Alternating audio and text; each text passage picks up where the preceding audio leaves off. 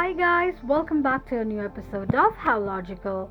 Today in this video, I'm going to show you how you can log into your Linux Mint account. Keep watching the video till the end. To log into your Linux Mint, firstly go ahead and open up your Google search. On the search box at the top, type in community.linuxmint.com and make a search. It will take you to the official page of Linux Mint. Tap on three lines at the top left corner of the page and click on Sign In. You will end up on the Sign In page of Linux Mint's account.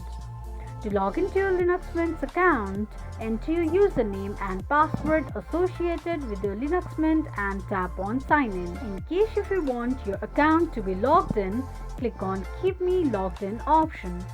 This is how you can log into your Linux Mint's account quickly and easily just in few steps. If you have any thoughts or queries, let us know in the comments section. Don't forget to subscribe to our channel.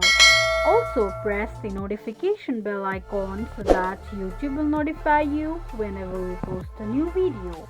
I hope this video was helpful to you. Thank you so much for watching.